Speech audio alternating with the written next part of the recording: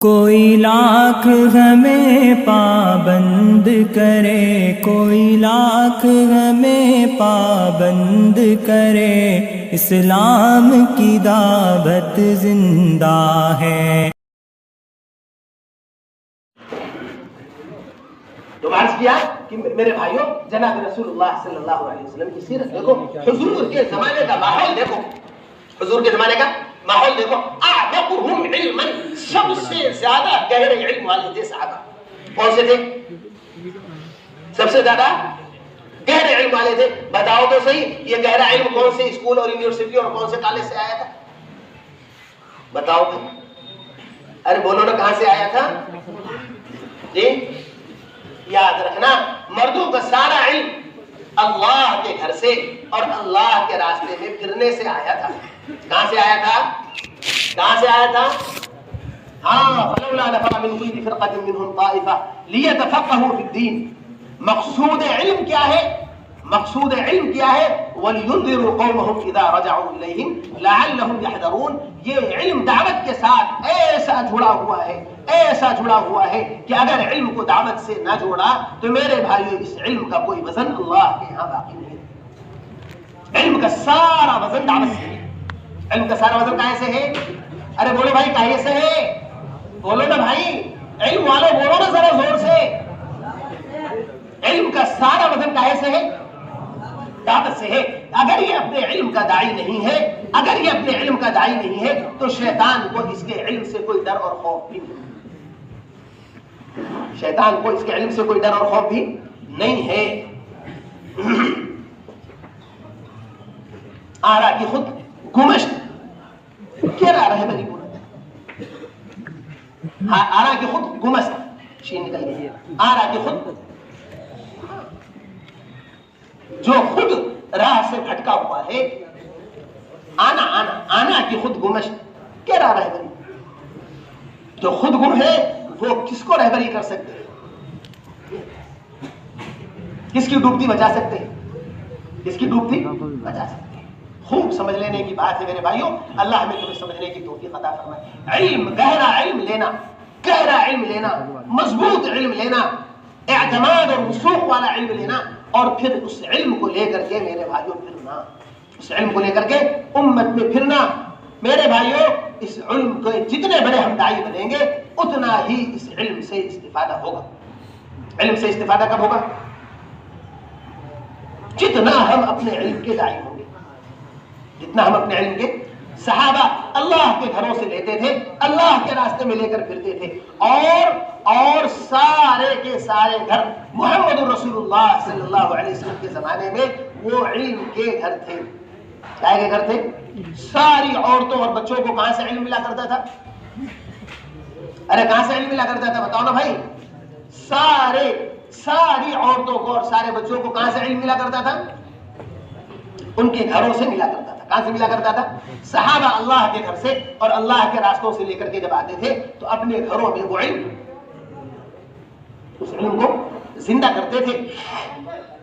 اور صحابہ تو حضور سے براہ راست مسجد میں جا کے لے لیتے تھے، لیکن عورتوں کو حضور سے لینا آسان نہیں تھا مسجد میں جا کر کے، اس لیے جناب رسول اللہ صلی اللہ علیہ وسلم نے 9 مدرسے ایک ساتھ کھولے تھے، عورتوں کے مدرسے۔ ارے سنا بھائی، حضور نے کبھی عورتوں کے مدرسے کھولے؟ سب آنکھیں پھاڑ پھاڑ کے مجھے دیکھ رہے جیسے کھا جائیں گے، یہ کہاں سے کہہ رہا ہے، کیسے کہہ رہا ہے؟ نہیں، مضبوط کہہ رہا ہوں، مضبوطی سے کہہ رہا ہوں اور دلیل کے ساتھ کہہ رہا ہوں۔ میرے نبی حضرت محمد مصطفیٰ صلی اللہ علیہ وسلم کی بیویاں لوگ 9 بتاتے ہیں، اور پھر جیسے اپنی بیویوں پر، سڑی بیوی پر زندگی گزار لیتے ہیں، اور اس کے علاوہ جو کیا کہتے ہیں، نہ اللہ کا رسول، نہ اللہ کا دین، پھر بیوی پالنا فرض ہے۔ بڑے آئے فرض والے، یہ نہیں پتا ہے خالی بیوی پالنا فرض ہے، بچے پالنا فرض ہے، نہیں پتا تمام۔ سنو کان کھول کر کے، ایک بیوی بھی زندگیاں تباہ کر دینے والوں، محمد رسول اللہ صلی اللہ علیہ وسلم نے 9 بیویاں اس لیے نہیں کی تھیں کہ 54 سال کی عمر میں حضور کو 9 بیویوں کی ضرورت پیش آ گئی۔ ارے سمجھ میں آ رہی بات؟ کچھ بہت غور سے سننا میرے بھائیو، جو بات میں عرض کر رہا ہوں سمجھنے کی بات ہے۔ محمد رسول اللہ صلی اللہ علیہ وسلم کے زمانے میں 25 سال کے بڈھوں کی شادیاں نہیں ہوا کرتی تھی، وقت پر شادیاں ہوا کرتی تھی۔ کب شادی ہوتی تھی؟ ارے بولو نا، شادی کا وقت کیا ہے؟ شادی کا وقت کیا ہے بتاؤ بھائی؟ 25 سال کا بڈھا. ایک صاحب کہنے لگے کہ میں تو سنت کے مطابق شادی کروں گا. ارے سنت کے مطابق شادی کیا ہے؟ سنت کے مطابق شادی کیا ہے؟ کہنے میں تو سنت کے مطابق شادی کروں گا. میں نے کہا پوری سنت بتاؤ ذرا. نہیں سمجھ میں آیا؟ بتاؤ نا بھائی پوری سنت کیا ہے؟ اگر 25 سال کے محمد صلی اللہ علیہ وسلم ہے تو پھر 40 سال کی خدیجہ بھی دلاؤ. اور پھر وہ خدیجہ جو 40 سال کی عمر نہیں ہوئی ہے، 2 شوہروں کے پاس گزر کر کے آئی ہے اور دونوں سے بچے تھے، اولادیں تھیں. پوری سنت بتاؤ. وہ بیچارے زندگی میں ایک بار کہہ کر کے ایسا پھنسے کہ میں آج تک ان کو یاد دلاتا رہتا ہوں. اس سفر میں بھی ابھی میں گیا تھا ان کے یہاں وادی میں، اور ان کی وادی میں ان کو یاد دلا کر کے آیا اور ان کے لوگوں سے بتا کے آیا. اور وہ مجمع میں بیٹھے ہوئے تھے، اس طرح سے بتایا کہ ایک صاحب ہیں اس مجمع میں موجود ہیں، انہوں نے کہا تھا کہ میں سنت کے مطابق شادی کروں گا. تو میں نے کہا تھا پوری سنت بتاؤ، تو چپ ہو گئے. اور یاد رکھنا دوستو، محمد الرسول اللہ صلی اللہ علیہ وسلم کی نبوت سے پہلے، محمد الرسول اللہ صلی اللہ علیہ وسلم کے نبوت سے پہلے کی زندگی سنت نہیں ہے. ارے سمجھ میں آئی بات کوئی؟ کیا سمجھ میں آیا؟ 25 سال کی عمر میں اگر حضور نے شادی کی تو سنت ہے. یاد رکھنا سنت نہیں ہے. سنت حضور کی نبوت والی زندگی ہے یا نبوت سے پہلے والی زندگی ہے. نبوت کے بعد کے فرمان تو یاد نہیں ہے، نبوت سے پہلے کے 25 سال کا بڈھوں والا زمانہ یاد ہے. حضور کے زمانے میں 25 سال کی عمر میں کسی کی شادی نہیں ہوتی تھی. اٹھا کر کے دیکھ لینا سیرت. اور حضور کی بیٹیوں میں سے سب سے بڑی حضرت زینب رضی اللہ تعالیٰ 10 سال کی عمر سے کم میں ان کی شادی حضرت ابوالعاص بن ربیع کے ساتھ ہو چکی تھی. حضور جب 30 سال کے تھے جب پیدا ہوئی تھی، اور حضور 40 سال میں نبی بنے ہیں، اس سے پہلے ان کی شادی بھی ہو گئی تھی، رخصتی بھی ہو گئی تھی. اور رقیہ ام کلثوم 5-7 سال کے درمیان کی بچیاں تھیں جب عتبہ اور عتیبہ کے ساتھ ان کا نکاح ہو گیا تھا، اور وہ رخصتی کے قابل نہ ہوئی تھی. لیکن اس کے بعد حضرت رقیہ جب طلاق ہو گئی تو حضرت رقیہ کا نکاح حضرت عثمان غنی سے ہوا ہے، اور حضرت عثمان غنی کے ساتھ انہوں نے دونوں حبشہ کی ہجرتیں کی ہیں. ارے سنا پڑھا نہیں سنا پڑھا بتاؤ نا، کوئی نئی بات تو نہیں کہہ رہا ہوں. اب بتاؤ کہ حضرت رقیہ کی عمر اس وقت میں کیا ہوئی جس وقت میں انہوں نے حبشہ کی پہلی ہجرت کی. نکاح یقیناً اس سے پہلے ہو چکا ہے، نکاح یقیناً اس سے پہلے ہو چکا ہے. اور اتنا ہی نہیں سیرت پڑھ لینا اپنے نبی حضرت محمد مصطفیٰ صلی اللہ علیہ وسلم کی اور محمد صلی اللہ علیہ وسلم کے گھر والوں کی. آپ کی بچیاں چاروں شادی شدہ اور بال بچے والی ہونے کے بعد ان سب کا انتقال 30 سال سے کم کی عمر میں ہو گیا ہے. حضرت فاطمہ شاید 30 سے اوپر گئی ہیں، ورنہ حضرت زینب بھی 27-28 سال کی عمر میں انتقال ہوا ہے. حضرت رقیہ بھی 21-22 کی عمر میں انتقال ہوا ہے، اور حضرت ام کلثوم کا بھی تقریباً 21-22 کی عمر میں انتقال ہوا ہے. سمجھ میں آ رہی بات میرے بھائیوں؟ نبی کے درد سے سینے خالی پڑے ہوئے ہیں، نبی کے غم سے سینے خالی پڑے ہوئے ہیں، اور ہم نبی کی سیرت کی بات اور نبی کی سنت اور شریعت کی بات کرتے ہیں. آپ سوچو تو صحیح، محمد صلی اللہ علیہ وسلم کی نرینہ اولادیں ساری کی ساری بچپن میں انتقال کر گئی، یہ تو سب کو پتا ہے. لیکن آپ کی بچیاں وہ کس عمر میں انتقال کر رہی ہیں، ذرا کبھی اس کو بھی تو غور سے دیکھا ہوتا. اتنا بڑا سینے کا داغ ہوگا کہ ساری جوان بچیاں ایک فاطمہ کو چھوڑ کر کے ساری آنکھوں کے سامنے اس دنیا کے اندر بھری جوانی میں معصوم بچوں کو دے کر کے اپنے ابا کو چھوڑ کر کے چلی گئی. معمولی غم ہے؟ محمد صلی اللہ علیہ وسلم کے سینے کا معمولی غم ہے؟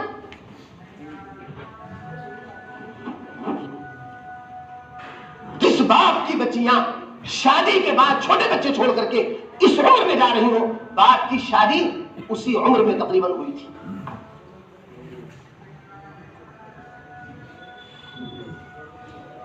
یہ رواج نہیں تھا وہاں، لیکن آخر تو کوئی مجبوریاں تھیں کہ 25 سال تک محمد صلی اللہ علیہ وسلم کا رشتہ نہیں ہوا. اور جب میں نے پڑھا کہ ام ہانی حضرت علی رضی اللہ تعالیٰ عنہ کی سگی بہن ابو طالب کی سگی بیٹی ام ہانی کے لیے جناب رسول اللہ صلی اللہ علیہ وسلم نے رشتہ کیا تھا، اور چچا نے اس رشتے کو منظور نہ کیا، تو میرے آنکھوں پر بس نہ رہا، میرے آنسو چل پڑے کہ اللہ کیسا حال گزرا ہے نبی کے اوپر. جو سگے چچا جس کے بڑے احسانات اس نے بھی اپنے یتیم کو اپنی بیٹی نہ دی، اپنے یتیم بھتیجے کو. ہاں سارا کچھ کتابوں میں لکھا ہوا ہے، کوئی نئی بات نہیں کہہ رہا ہوں. بات دوسری طرف چلی گئی. میں یہ عرض کر رہا تھا کہ جناب رسول اللہ صلی اللہ علیہ وسلم نے 25 سال کی عمر میں نکاح کیا، 50 سال کی عمر تک اکیلے خدیجہ کے ساتھ رہے، اور پھر 50 سال کی عمر میں خدیجہ کے انتقال کے بعد نکاح تو 2 کیے، لیکن زندگی 53-54 سال تک اکیلے حضرت سودا کے ساتھ گزاری ہے. اکیلے حضرت سودا رضی اللہ تعالیٰ عنہ کے ساتھ حضرت خدیجہ کے بعد گزاری ہے.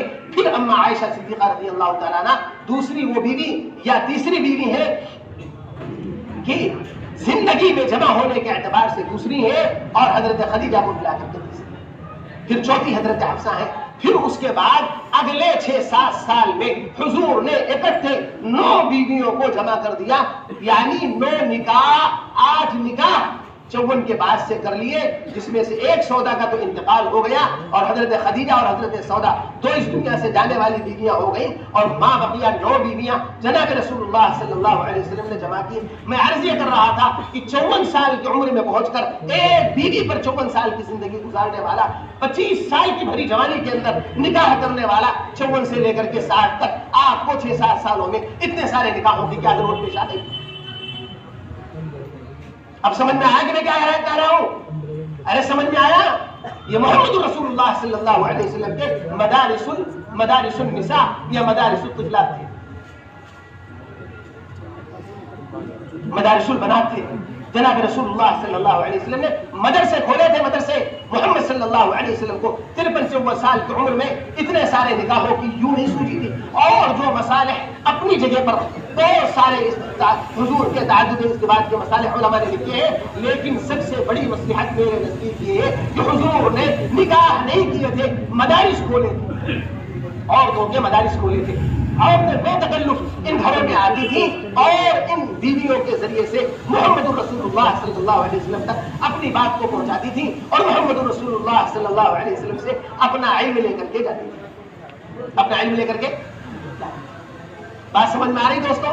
بات سمجھ میں آ رہی دوستوں؟ تو حضور کے زمانے میں مسلمانوں کے گھر مدارس الاطفال والطفلات والنساء والبنات تھے، اور محمد رسول اللہ صلی اللہ علیہ وسلم کی مسجد اور اللہ کے راستے کا پھرنا یہ مدارس الرجال تھے. یہ کیا تھے؟ اور ان دونوں راستوں سے اللہ کے گھر، مسلمانوں کے گھر اور اللہ کے راستے سے اتنا گہرا علم ان کی زندگیوں میں آتا تھا کہ اب قیامت تک کوئی ان جیسا علم والا پیدا ہی نہیں ہوگا. وہ لکھنا پڑھنا جانتے ہی نہیں تھے، وہ تو امی تھے ہی، ان کے رسول تو امی تھے ہی. علماء نے لکھا ہے کہ ان کی شریعت بھی امی تھی. اس شریعت کو علماء نے شریعت امیہ کا لقب دیا ہے. کتابوں میں اس شریعت کو امی لکھا ہے علماء نے کہ یہ شریعت لکھی پڑھی نہیں. یہ شریعت لکھی پڑھی نہیں تھی، یہ شریعت سینوں سے سینوں میں منتقل ہوا کرتی تھی. میرے بھائیوں، جب سینوں سے سینوں میں یہ شریعت منتقل ہوتی تھی، نہ حضور لکھے پڑھے تھے، نہ حضور کے صحابہ لکھنا پڑھنا جانتے تھے، نہ ان خیر القرون کے زمانوں میں عام لکھنے پڑھنے کا رواج تھا. تو جب ان کو لکھنا پڑھنا آیا بھی تو وہ اپنے لکھے پڑھے پر اعتماد نہیں کرتے تھے، وہ اپنے سینے پر اور اپنے ذہن پر اعتماد کرتے تھے. ارے بتاؤ نا بھائی، دور حدیث کے طلباء کرام، اصول حدیث پڑھنے والے، آپ بتاؤ کہ اس زمانے میں اعتبار کاہے کا تھا؟ ان کے سینے کا اعتبار تھا یا ان کی کتابی کا اعتبار تھا یا ان کی کتاب کا اعتبار تھا؟ بتاؤ نا بھائی. وہ طریق محمد رسول اللہ صلی اللہ علیہ وسلم کا طریق حصول علم، نہج نبوی حصول علم کا، اس کی برکت یہ تھی کہ جتنا علم آتا تھا اس سے زیادہ احساس جہل پیدا ہوتا تھا اور اللہ سے تعلق بڑھتا جاتا تھا. اور اب جو ہمارا طریق ہے لکھ پڑھ کر کے علم کو لینے دینے والا، میرے بھائیوں، اس طریق کا نقصان یہ ہوا کہ جتنا علم نہیں آیا اس سے زیادہ زام پیدا ہوا، اور زام سے کبر پیدا ہوتا ہے، اور کبر جنت میں نہیں ہے. اللہ ہمیں تمہیں اس علم کے زام اور اس علم کے احساس سے بچائے، اس اس علم کے ذام اور اس علم کے احساس سے بچائے. میرے بھائیوں اس علم کو میرے بھائیوں نیتیں کرو مساجد سے پوری امت کو دینے کی کوشش کریں گے. کرو گے بھائی انشاءاللہ؟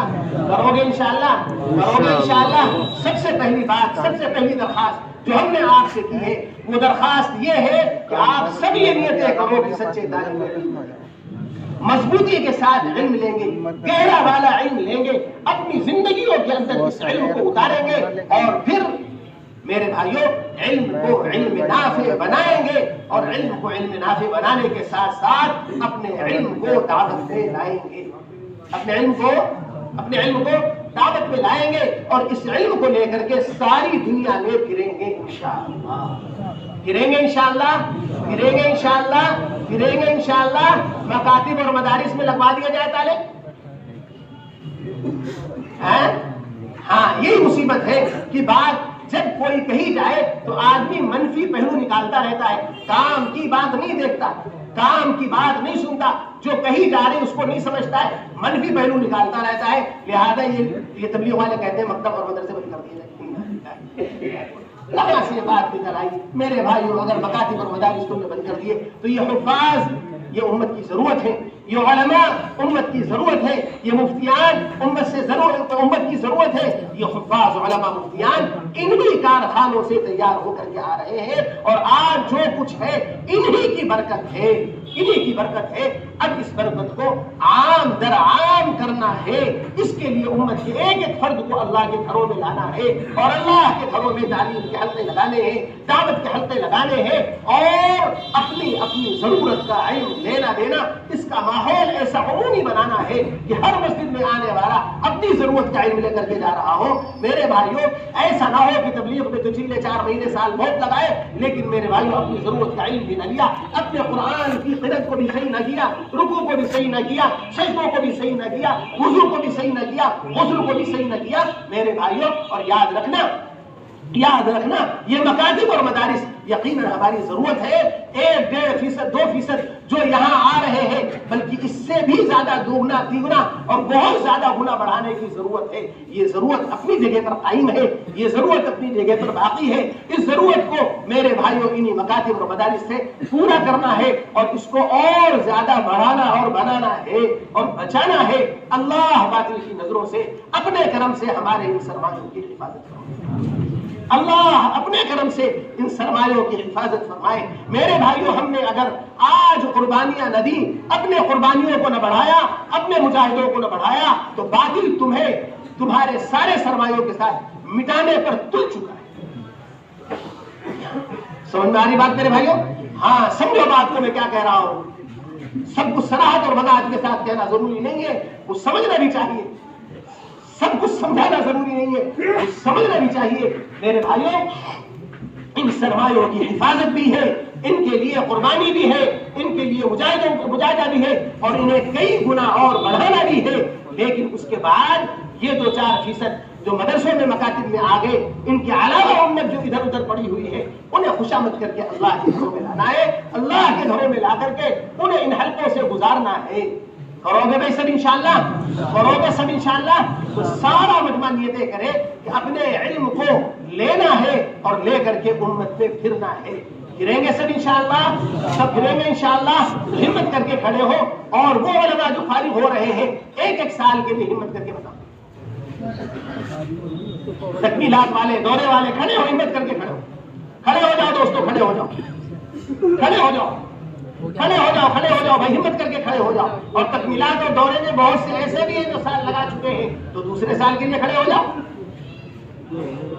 کھڑے ہو بھائی، کھڑے ہو، ہمت کر کے کھڑے ہو، کھڑے ہو، کھڑے رہے، کھڑے ہو، کھڑے رہے. سب کو کھڑا کرو دوستو، سال کے لیے، دوسرے سال کے لیے اور سب نیتیں کرو انشاءاللہ. تیسرا سال بھی لگانا. ارے لگائیں گے تیسرا سال. تیسرا یہ الگ بات ہے، جب تیسری بیوی لانی ہے تو پہلے 2 تو کرنا پڑے گا، تب تو تیسری بنے گی. اس لیے پہلا دوسرا لگانا ہے، پھر تیسرا بھی لگانا ہے انشاءاللہ. اور کرے ہمت انشاءاللہ، کھڑے ہو. ابھی تو بہت ہے اس مجمع کے اندر دورے اور تکمیلات والے.